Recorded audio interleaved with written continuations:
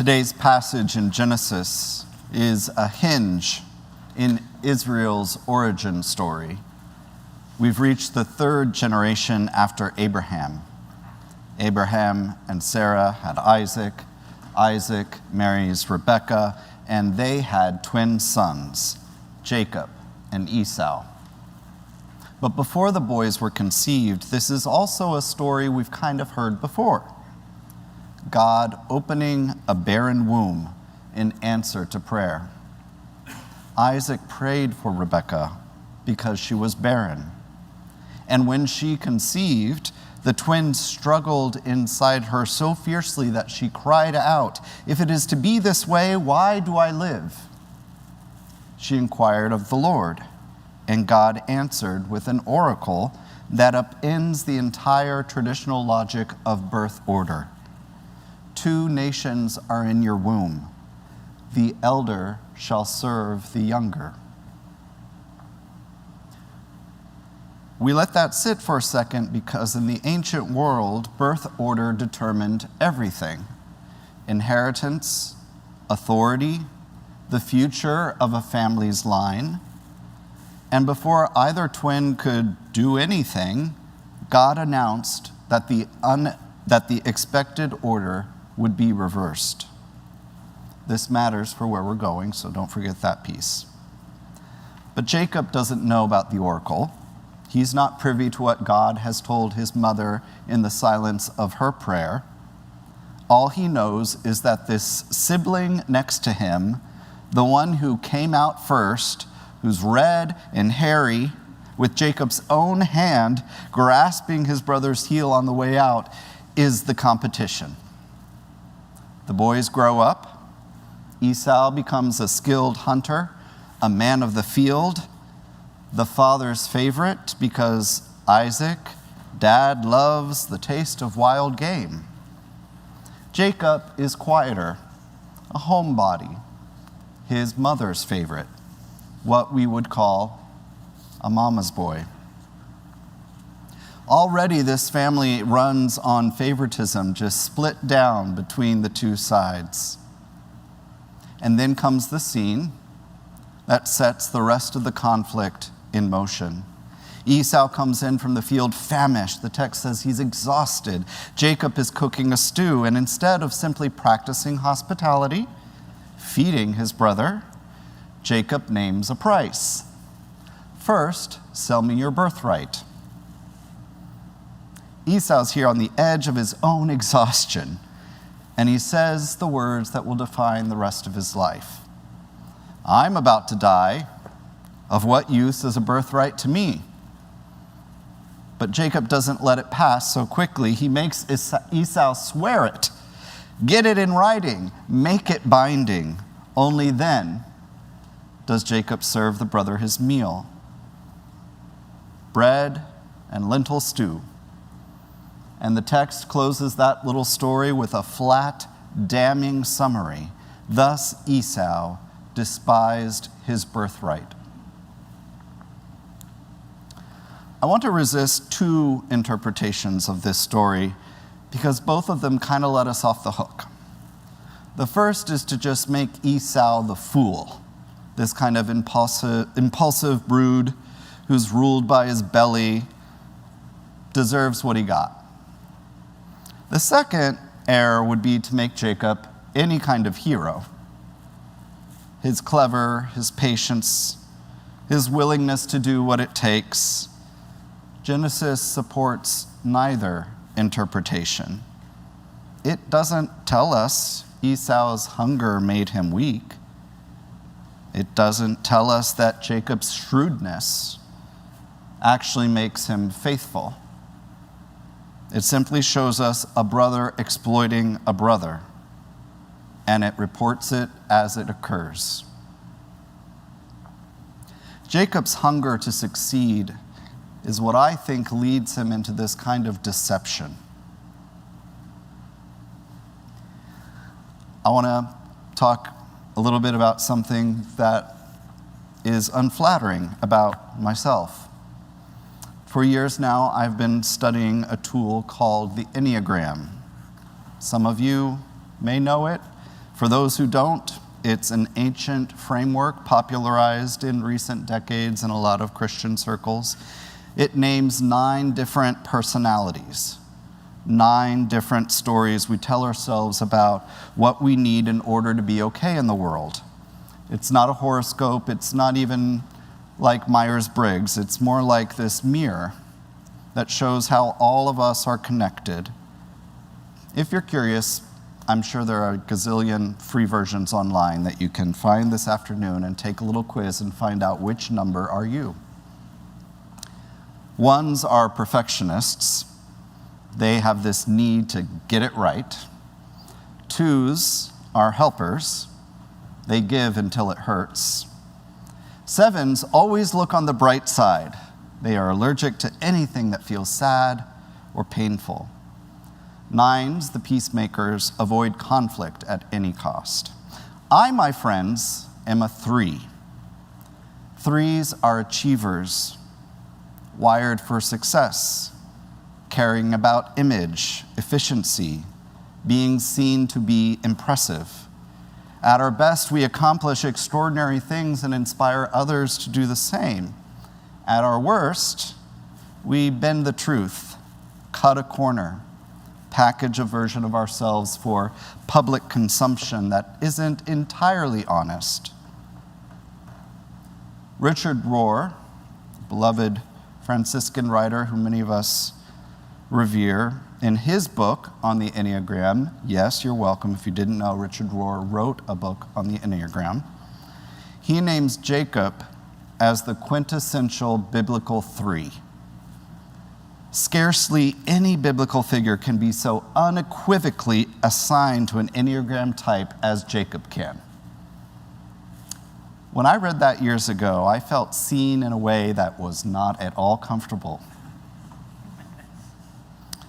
But Father Rohr doesn't stop with individuals. He names different countries as prototypes of each number.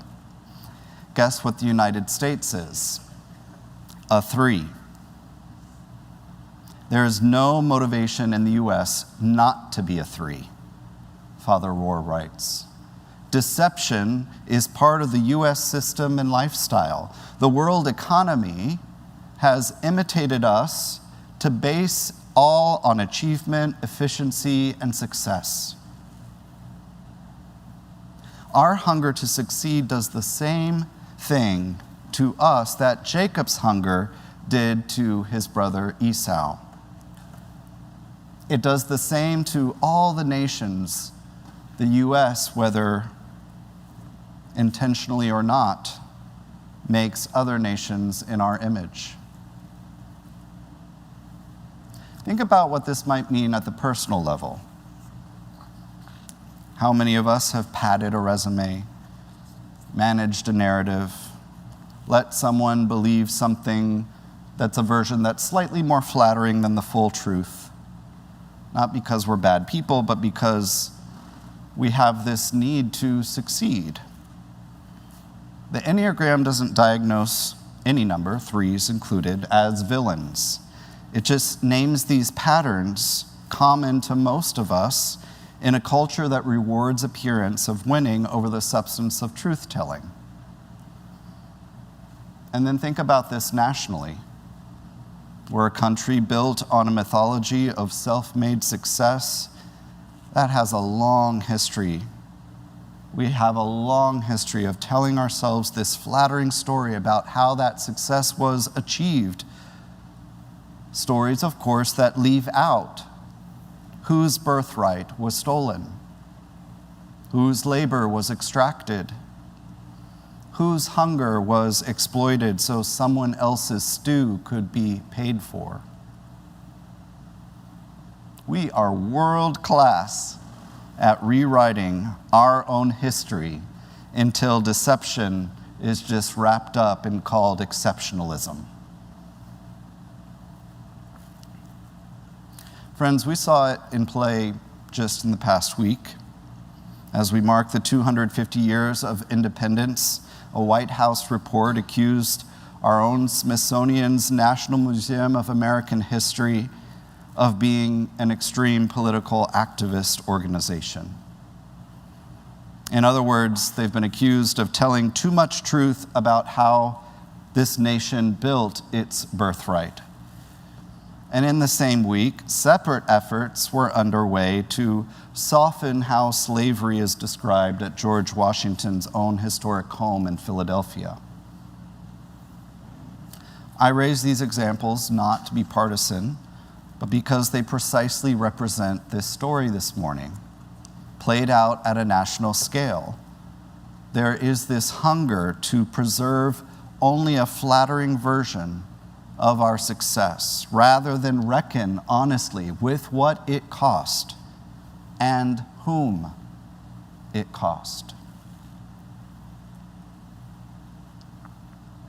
So where's the good news in this story? It isn't in Jacob's cleverness, and it isn't hidden in some virtue that we will discover in him if you keep reading. The grace is stranger than that in this passage, and that, I think, actually might be the point. Remember the oracle God gave to the mother Rebekah while she was still pregnant, that the elder shall serve the younger? That precedes anything that has to do with Jacob's nature and his scheming. That precedes the stew, the oath, all of his acts of deception. God already chose Jacob, who has done nothing to earn it and is no more devout or deserving than his brother. And that's exactly how grace works.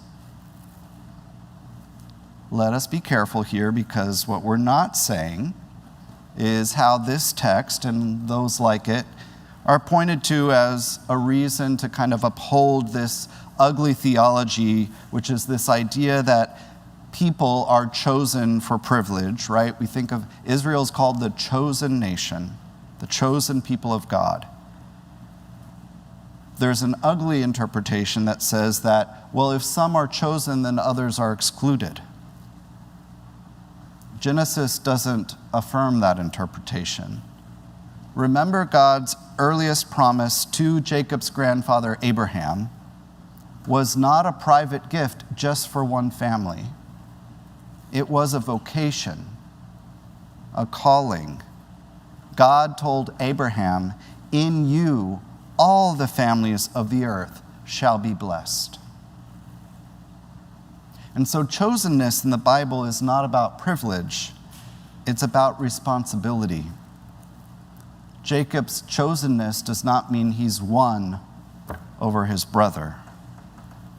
He was called to a vocation to become one through whom blessing would flow to others. That is a mystery as to why Jacob was chosen.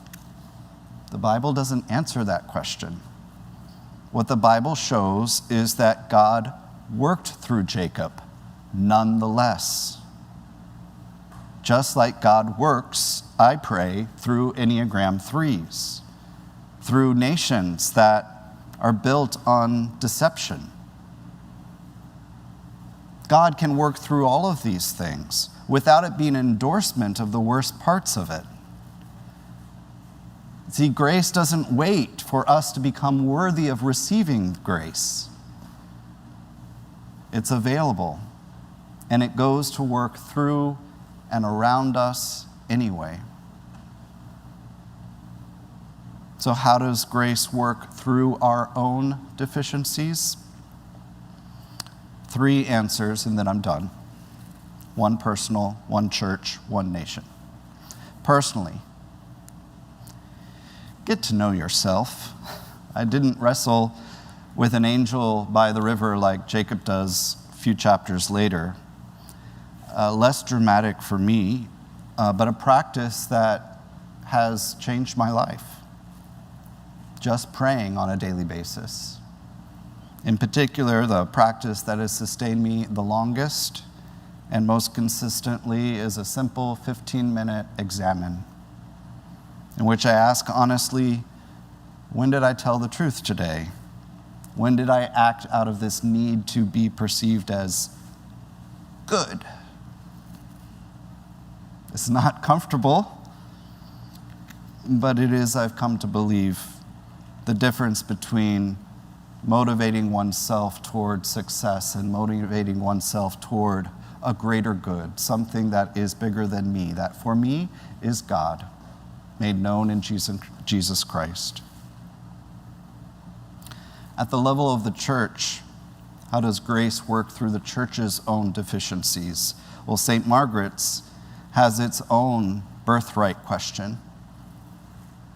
We've talked a lot in the past couple of years about the history we have been learning about ourselves, in particular our founding family, our matriarch, Sophia Little, who was the daughter of a man who enslaved 17 people up on what is now Kalorama Park. Sophia raised roughly $300,000 equivalent in today's funds to help build this church. And our Racial Justice Committee has spent years researching this history. Last February, we published the result of that report. And in the forum that day, I said that this whole thing begins with stating that something has been broken that cannot be fixed. Repentance is turning toward a new path. At the level of our nation, that Smithsonian report, I appreciate Secretary Bunch, his response, that he's been answering plainly, that the goal of the Smithsonian is that history be driven by scholarship, not partisanship. The American Historical Association, representing 10,000 historians across the country, publicly defended the museum's work. There are people refusing to just give a stamp of approval to the flattering version of our story. You should know that Jacob's story doesn't end with this whole stew pot. It ends decades later with them weeping in one another's arms in this beautiful scene of reconciliation. That is what grace makes possible for a person, for a church, for a nation. May grace turn us. Amen.